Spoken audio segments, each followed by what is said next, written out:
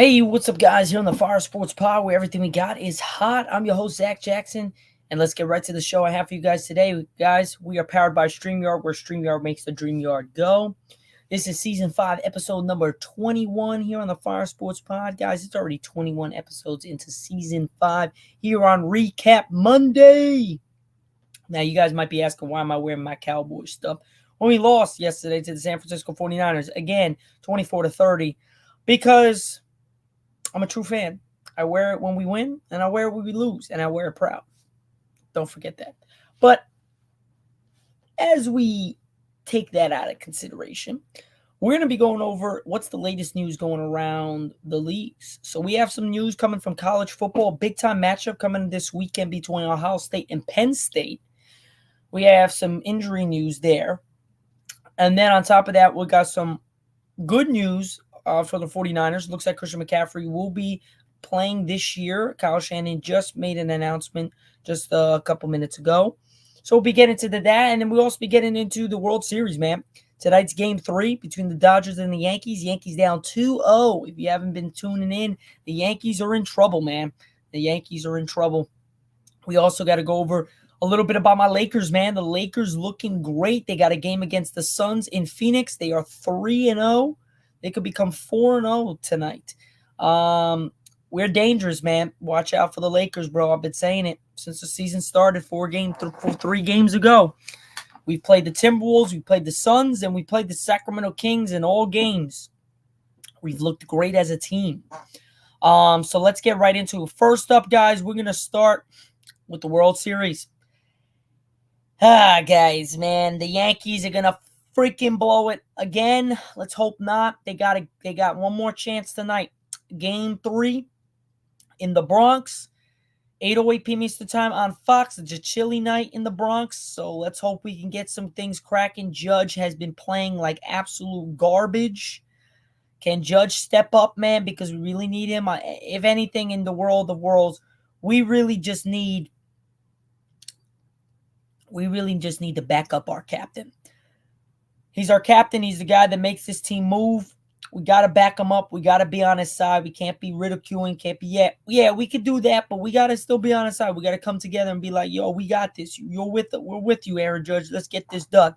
So Aaron Judge's got to have a big night. Stanton's just got to continue the way he's been playing.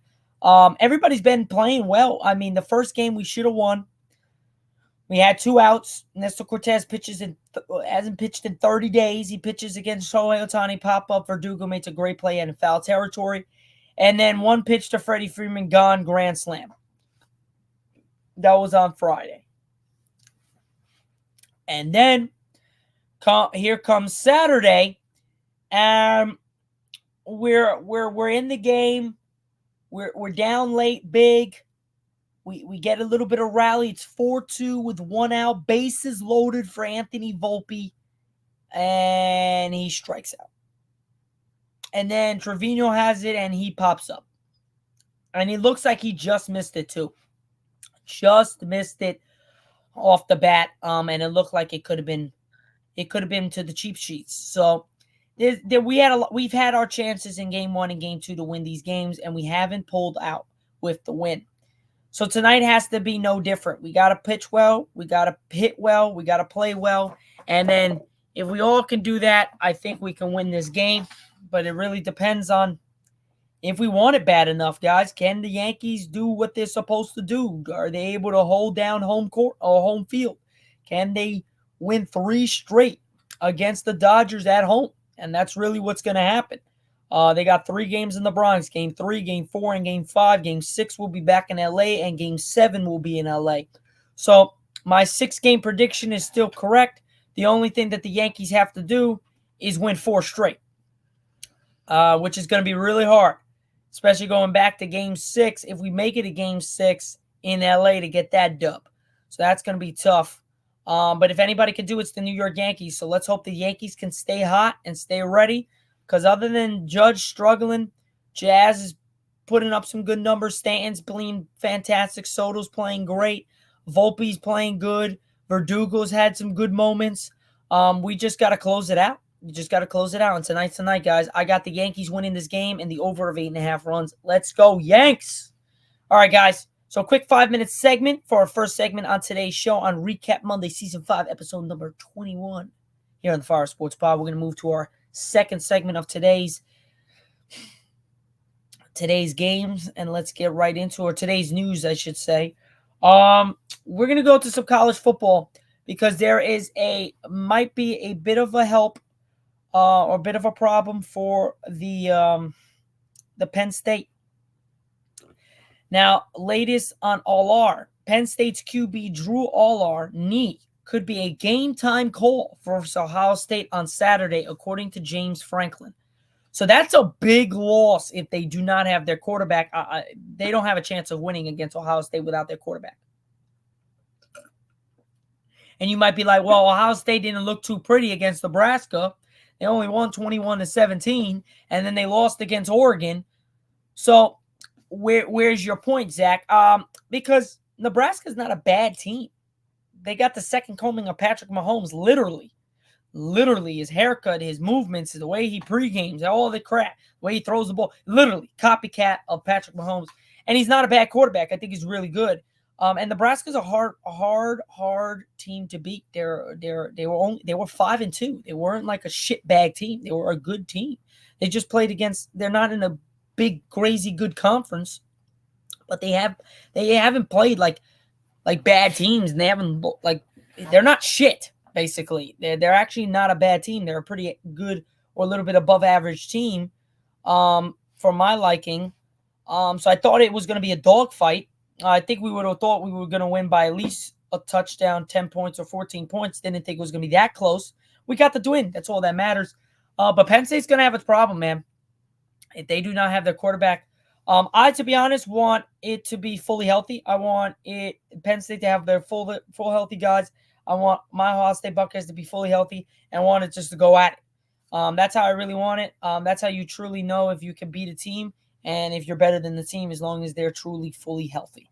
So I think if Ohio State comes to play, the way they played against Oregon, and the way they were scoring the ball, and scoring touchdowns, I think they have a good enough shot to win that game, and make a statement in the college football rankings if they can take down Penn State. If they lose to Penn State, we're going to have a problem. That means they lost to Oregon and Penn State, two top 5 organizations, top 5 colleges, I should say. So that's going to be a bit of a shit show if we can't beat Penn State. Got to beat Penn State. Got to kick their ass. But yeah, guys, I think Penn State's going to have a real big problem if they do not have their quarterback against Ohio State. I think Ohio State dominates them without their quarterback. With their quarterback, it's a very close game, high-scoring game. I would say below 30 points for each team, but nothing less than 21 for each team. So right in the middle between 21 and 30, I think the score is going to be if they have their quarterback. If not, I think Ohio State drops 35 and Penn State drops a calm 17. That's how I got the predictions going. Let's go Buckeyes. All right, guys, that's our second segment on today's show. We're going to be moving on to our third segment on today's show, and we're going to go over, guys, just the news, just some news that we've had over the weekend. And let's see what you guys think. So let's get right to it. Just give me 2 seconds, guys. Somebody commented on my podcast for my picks today in the NBA. So let's get right into it. So we have big news coming out of the Lakers. Actually, no, my bad. We don't have that big news. We have some news coming out of the Pacers in the NBA. This happened on Thursday, 5:25 p.m. Eastern Time. Pacers injury update. Former number 2 overall pick James Wiseman tore his Achilles. So he's out. He's out indefinitely for the year. So we have those couple things. We also have to say LeBron James plans on playing all 82 games, obviously barring any injuries. He plans on playing 82 games. Now, for me, is this possible? Hell yeah, it's LeBron James. Realistically, no, because he's gonna he's either going to get tired, he's going to need some days off, or he might get injured. Knock on wood. I don't got any wood here.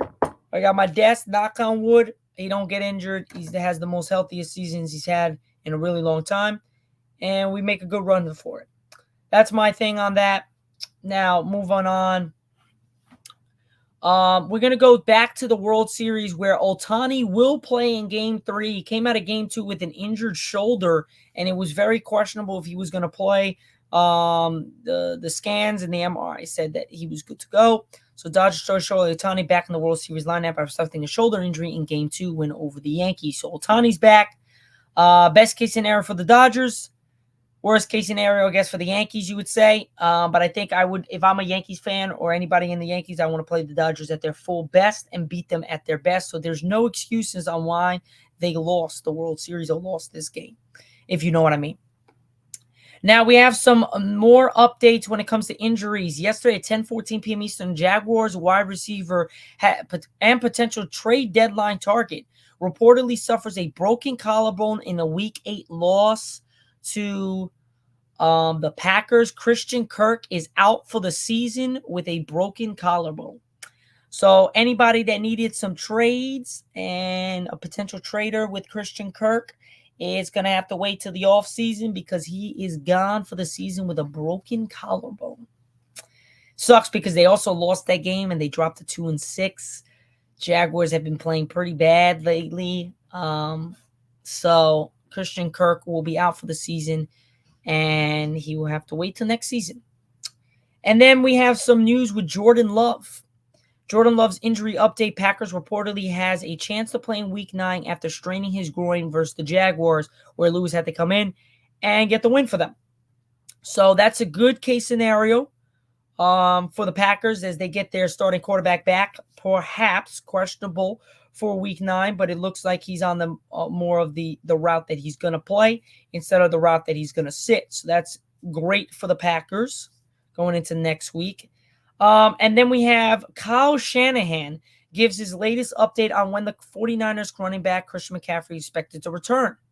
McCaffrey is making big progress. So let's see what in general, when we might be able to see Christian McCaffrey. Running back has one of the best years of his career in 2023, but the season has yet to be had because he's been dealing with tendonitis in both of his Achilles. Sounds very painful. So now NFL media reported that McCaffrey has been a very good chance to return Week 10 following the team's bye. So they have a bye week this week. After beating my Cowboys last night, they have a bye week this week in Week 9. Week 10, they will be back. They're looking to bring McCaffrey in to play Week 10 following the team's bye. Before they can happen, he needs to get back to practice. So Shanahan's saying that the plan on getting him to practice next week is one sign that the Week 10 return could happen. Recent updates from General Manager John Lynch have also been positive, with Lynch saying he's doing incredibly well. The main message from the team is that as he ramps up his activity, the 49ers want to be sure there are no setbacks. Obviously, I wouldn't want any setbacks with this guy. This guy is one of a generation-type talent. And if they're going to make a run for the Super Bowl again this year or turn this season around, they're going to definitely need him back in the lineup. So that is great news for the 49ers. Not so good news for the rest of the NFL, depending on if he's going to be able to be fully healthy and be back to Christian McCaffrey ways. And then last but not least, for the NFL, we just came in 11 minutes ago, injured Cowboys defensive end suspended. Sam Williams, who is out of the season, will miss 3 games checked for violating the NFL's personal conduct policy. So he's out for 3 games next year. After being out for this entire year, he's out for for three games next year. What the hell is wrong with the guys on the Cowboys?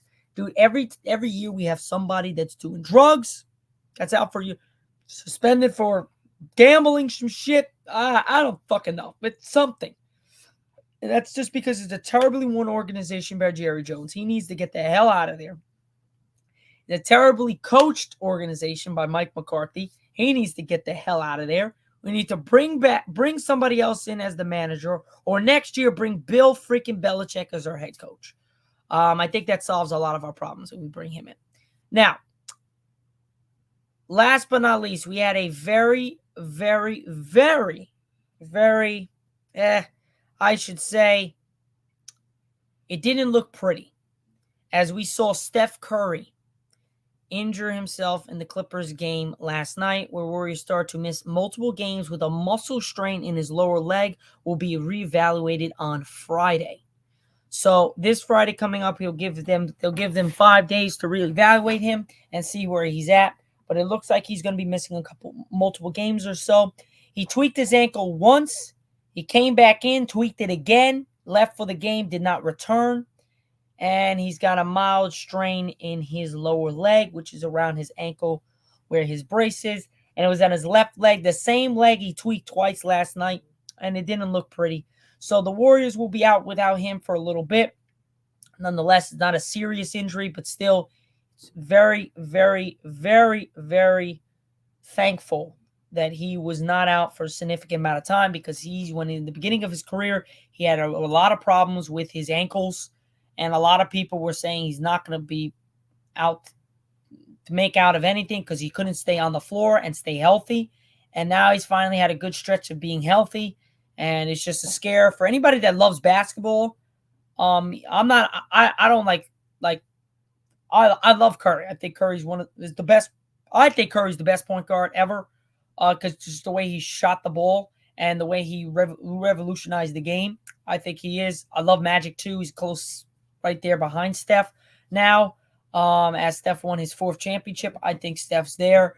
But man, I love Steph. Love LeBron.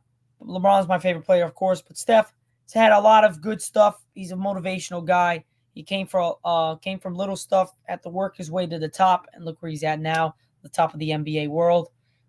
And he's going to be a future Hall of Famer without a doubt. So the fact that he's not seriously hurt does wonders for the NBA and everyone around watching, because he's still got a couple more years. Other than LeBron, LeBron might have 2 more years left. Physically, he could probably play till he's 50. Mentally, he's probably got 2 more years, not including this year. So this year, he's got 3 more years because this season just started. So he's got 2 more years after this season, I think, and then he caps off. I think what happens is that he wants to play with Bronny. I think he also plays with Bryce, because Bryce is going to be in the NBA in 2 years. So after the 3rd season, so he's 40. He'll be 40. He'll be 43, and then he'll retire from the NBA because he played with his son Bronny and he played with his other son Bryce. That would be pretty cool. Just me. I think that would be great. Be dope if he was able to play with both of his sons. But yeah, that's pretty much it for Recap Monday here on the Fire Sports Pod, where everything we got is hot. I'm going to catch you guys on Wednesday for Season 5, Episode number 22 here in the Fire Sports Pod. Again, guys, this is Season 5, Episode number 21, Recap Monday. We're powered by StreamYard, where StreamYard makes the dream yard go. I will catch you guys on Wednesday. Have a great rest of your Monday night. I'll catch you guys on Wednesday. Enjoy Monday Night Football tonight. Enjoy, and don't forget to check out my TikTok, the Fire Sports Pod _2.0. You can get all my picks, all the latest news. So go check that out, as well as Instagram on the Fire Sports Pod. Peace out, guys. Have a great rest of your day.